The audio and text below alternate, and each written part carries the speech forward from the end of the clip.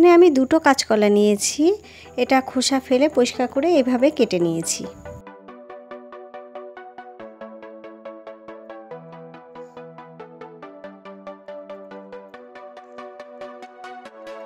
এখন এই কাঁচকলাতে দিয়ে দেবো হাফ চামচেরও কম হলুদ গুঁড়ো,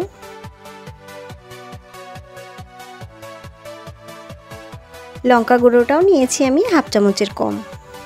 যারা বেশি ঝাল পছন্দ করেন না তারা লঙ্কার গুঁড়োটা নাও দিতে পারেন। এবার এই হলুদ আর লঙ্কার গুঁড়ো খুব ভালো করে কাঁচকলার সঙ্গে মাখিয়ে নেব, যাতে প্রত্যেকটা কাঁচকলার গায়ে মশলাগুলো লেগে যায়।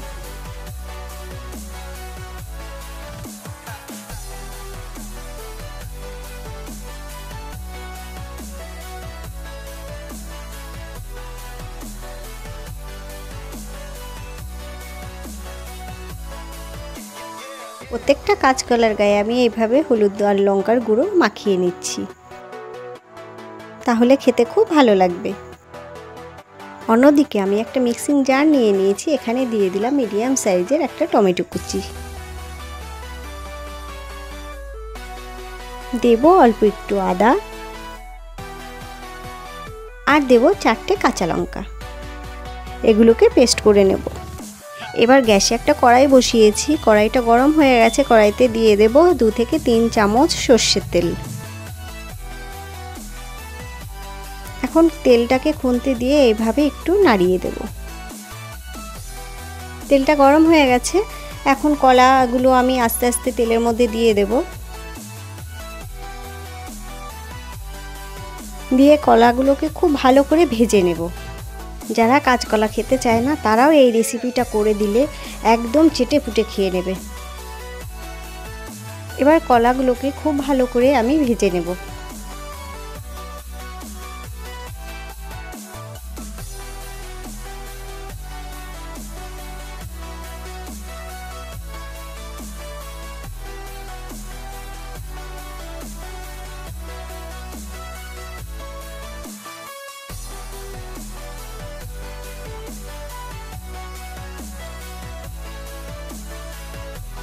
দেখুন কলাগুলো লাল হয়ে গেছে, এবার এগুলো তুলে নেব।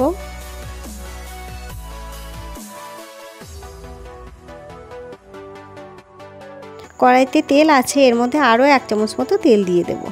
তেলের মধ্যে দেব অল্প একটু গোটা জিরে,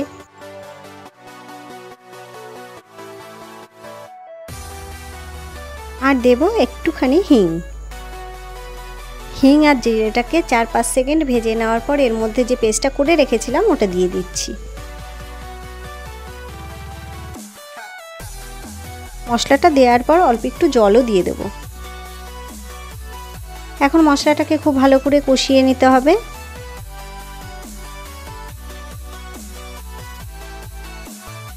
এবার দেব গুঁড়ো মশলা, দেব হাফ চামচেরও কম হলুদ গুঁড়ো, হাফ চামচ মতো জিরে গুঁড়ো, আর দেব হাফ চামচ মতো লবণ।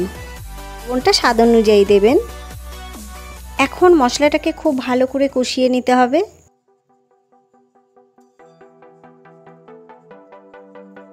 মশলা খুব ভালো করে কষিয়ে নিয়েছি, দেখুন মশলাটা থেকে তেল ছেড়ে দিয়েছে। এবার এই মশলার মধ্যে ভেজে রাখা কলাগুলো দিয়ে দিচ্ছি। খুব ভালো করে মশলার সঙ্গে কলাগুলোকে মাখিয়ে নেব।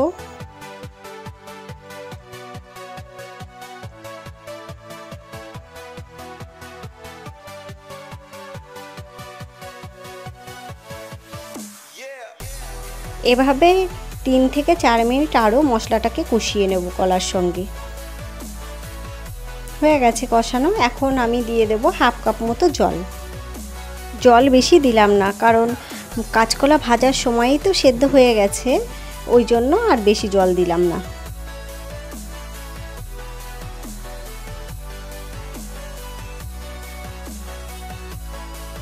এখন এটাকে ঢাকা দিয়ে দেব 4 থেকে 5 মিনিটের জন্য। হয়ে গেছে, ঢাকনাটা তুলব। দেখুন কালারটা কি সুন্দর হয়েছে। কালারটা যেমন সুন্দর, খেতেও তেমনি অসাধারণ হয়।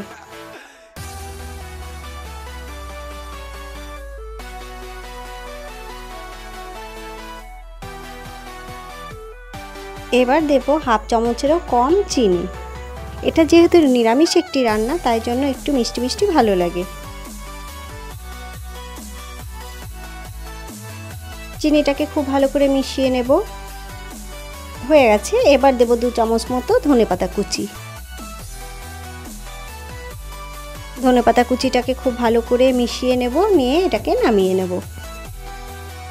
আমার এই ভিডিওটি দেখে আমার পাশে থাকার জন্য অসংখ্য ধন্যবাদ।